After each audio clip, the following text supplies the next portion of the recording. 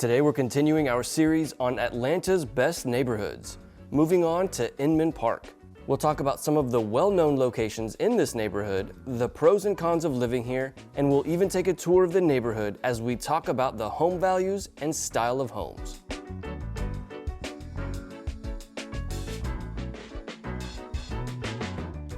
What's going on, y'all? Welcome back to the channel. My name is Victor. I'm a local real estate agent here in Georgia, and I put out weekly videos all about what it's like to live in Atlanta, Georgia, and the surrounding cities.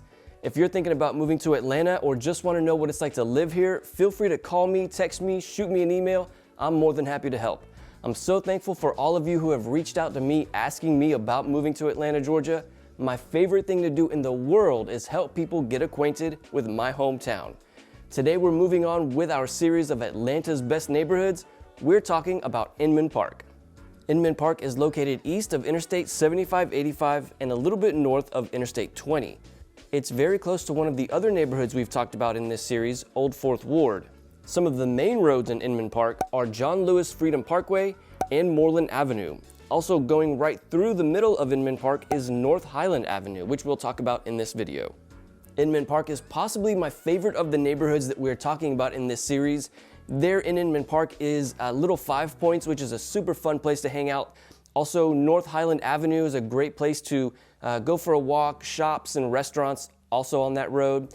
And then also in Inman Park is Freedom Park. I know we have a lot of parks here in Atlanta, Grant Park, Piedmont Park, Inman Park. There is a lot of green space here, so I think it kind of makes sense, but Freedom Park is very close to the Carter Center, which has lots of trails for biking, riding, jogging, in the middle of the city, which you typically would associate with lots of building and lots of high rises. A park like Freedom Park is a great change of pace and certainly a great place to spend time. North Highland Avenue is the main area on Inman Park that has the kind of commercial and retail spaces that we've talked about in the past. Some of my favorite restaurants on North Highland Avenue are Bread and Butterfly, super delicious place, kind of in the corner of the street, great outside patio sitting. And then Inman Park Coffee is a staple of Inman Park for sure. If you're ever in this area, you might want to check out one of these three locations. Also adjacent to Inman Park is Little Five Points. This is named after the 5 roads that kind of meet right there in that area. Euclid Avenue, which are on the east and west of Little Five Points. Moreland Avenue, which are on the north and south of Little Five Points, and McClendon Avenue all meet right there in that same area. With the amazing artwork and community that's found there, Little Five Points is famous for providing some amazing culture here in Atlanta, Georgia.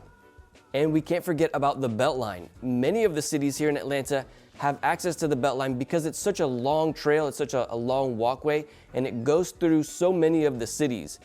For the residents of Inman Park, access to the Atlanta Beltline is super easy, and it's an absolutely great place to spend time. Okay, let's talk about some of the homes in Inman Park.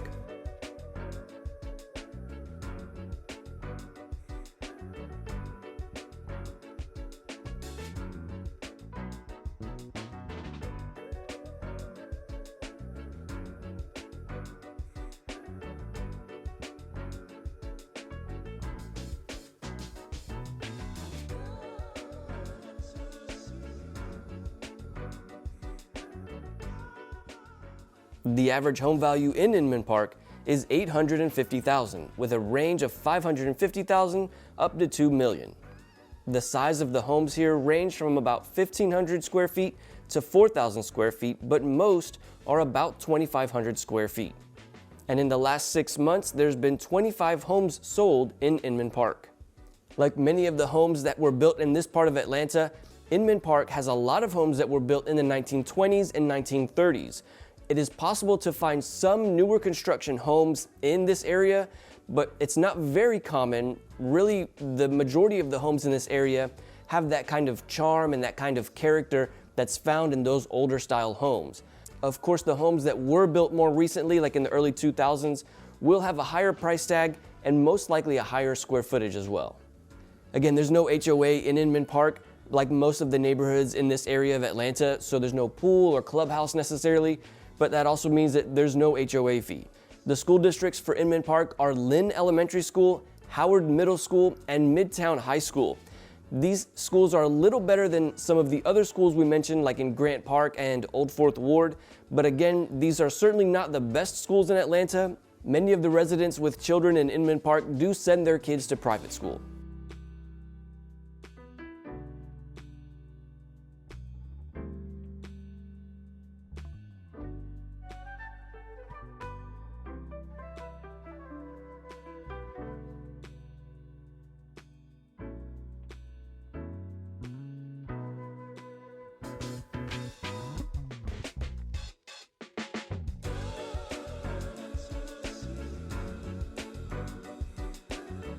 Some pros and cons of living in Inman Park.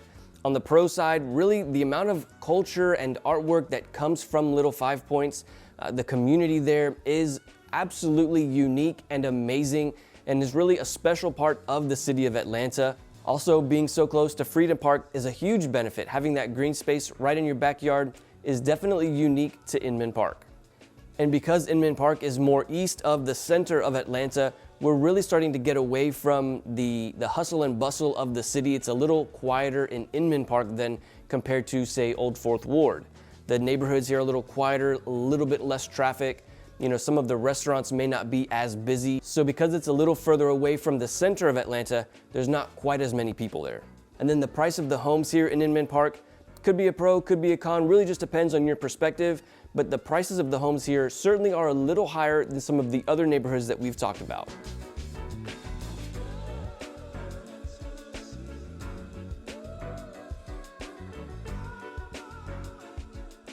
And the downsides of living in Inman Park, certainly the school system here is not great.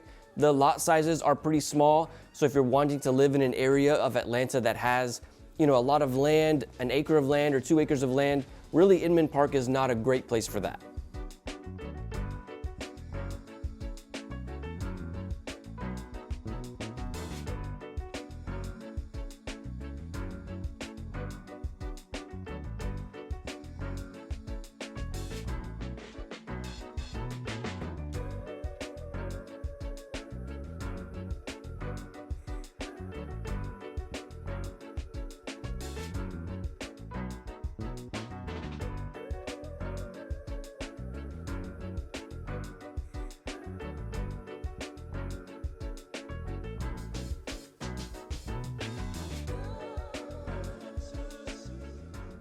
A very similar neighborhood to Inman Park, but with more affordable homes, is Grant Park. If you want to hear more about Grant Park, click on this video here where we went on a tour of the neighborhood. See y'all in the next video.